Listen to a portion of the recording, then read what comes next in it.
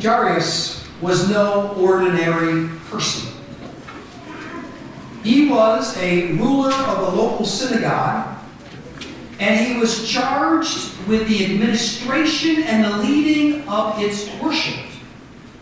So there is little doubt that he was a man of power, of wealth, and was a Jew. I say that because I want to make sure you understand that he was no ordinary person and that this was no ordinary decision.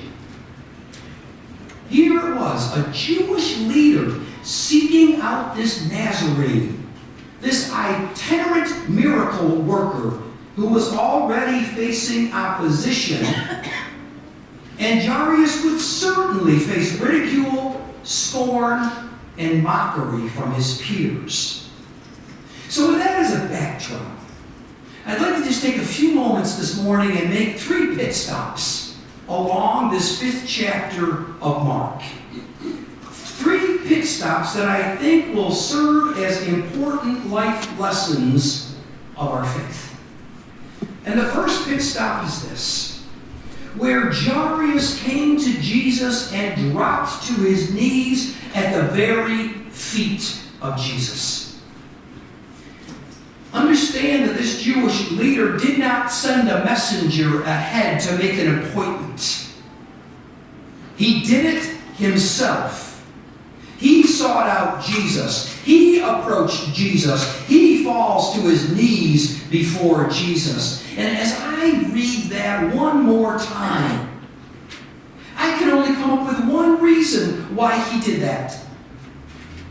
I can see only one logical reason why this Jewish leader would humble himself to this itinerant teacher. One and only one. The love of his daughter. That's it. The love of his daughter. For all intent and purposes, Jairus had it all, but he risked it all out of love for his daughter. I am pretty well convinced, there's no way of knowing, but I am pretty convinced that if Jairus was sick, if he was told he only had days or weeks to live, I don't think he would have sought out Jesus. He would have been too proud. He wouldn't have wanted to let go of his prestige. But everything's on the table when it came to his daughter. Nothing would hold him back.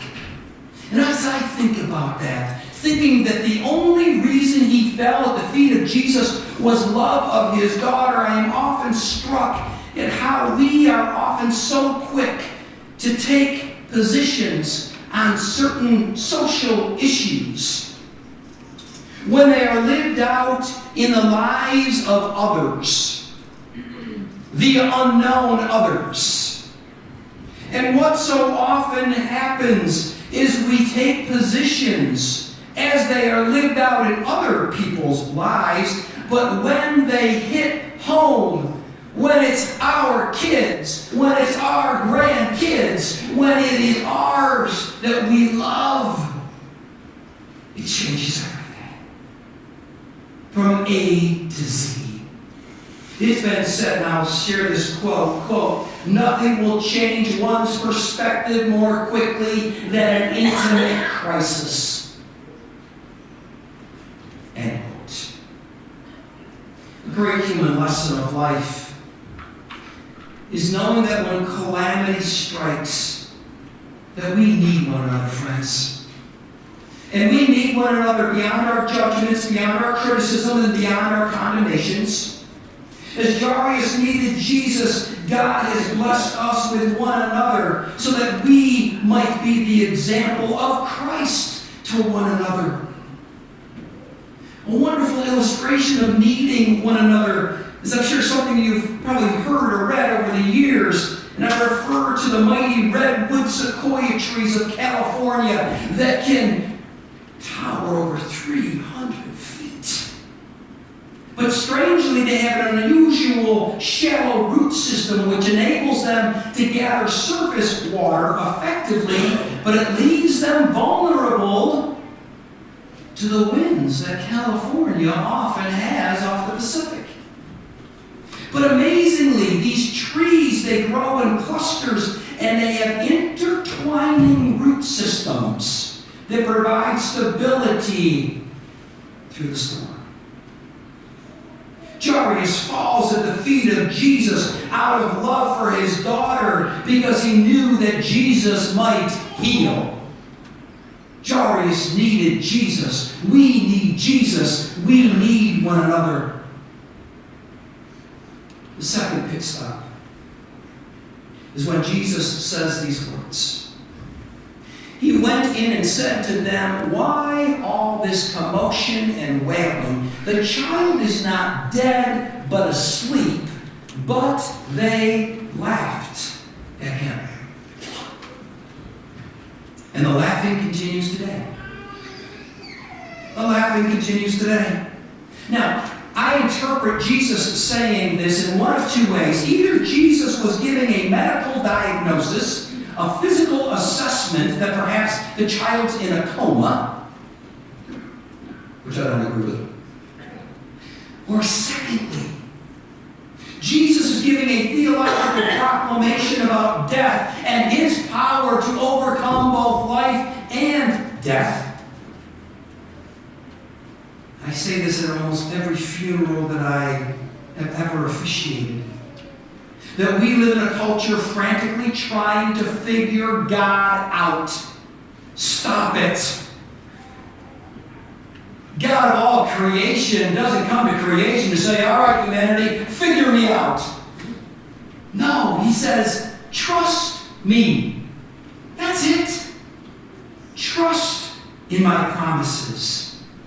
Because to the world, something like this, a healing story like this, is just wishful thinking.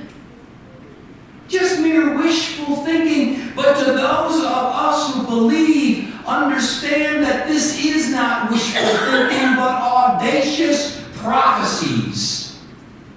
We have been told this is going to happen. From the prophets of generations, we've seen it happen in our lives today, and the promise continues in salvation. The promise that one day we will live into Christ's divine likeness, which is resurrection and new life.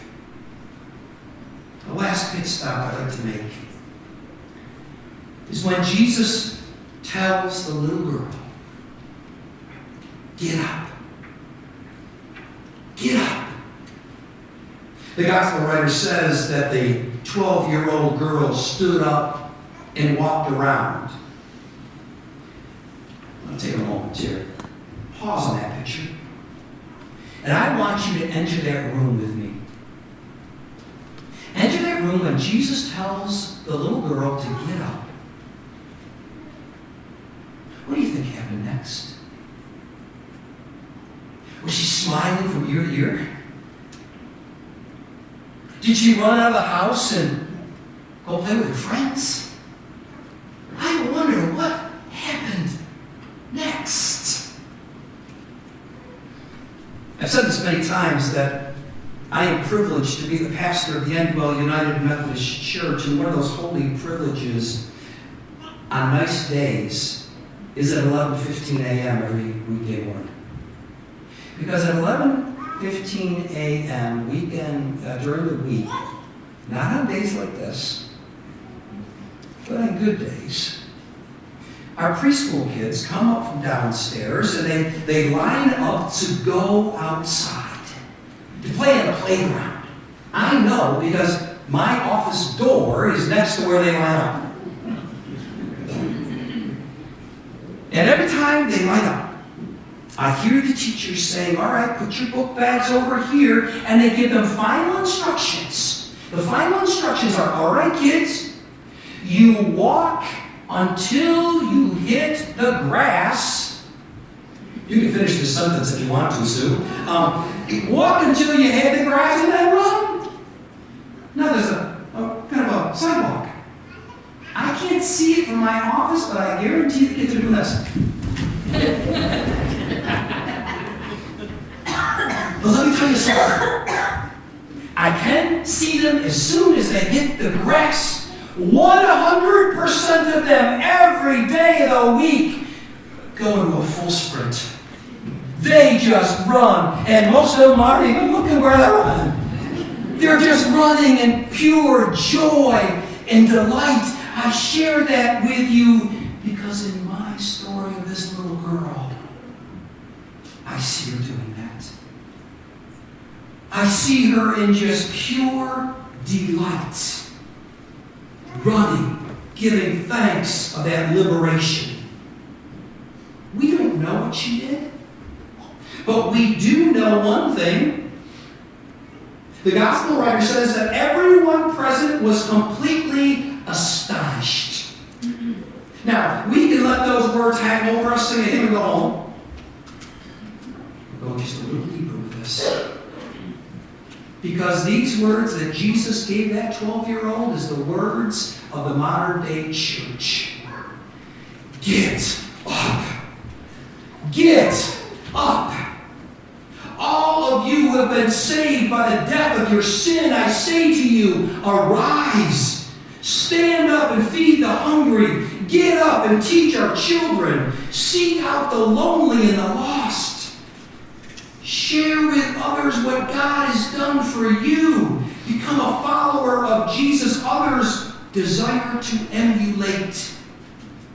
Ascend and become the hands and the feet and the heart of Jesus.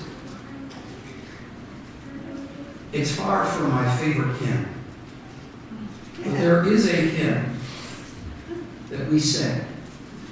It's entitled, Rise Up, Ye Saints of God, but I love this verse. Rise up, ye saints of God, the church for you doth wait.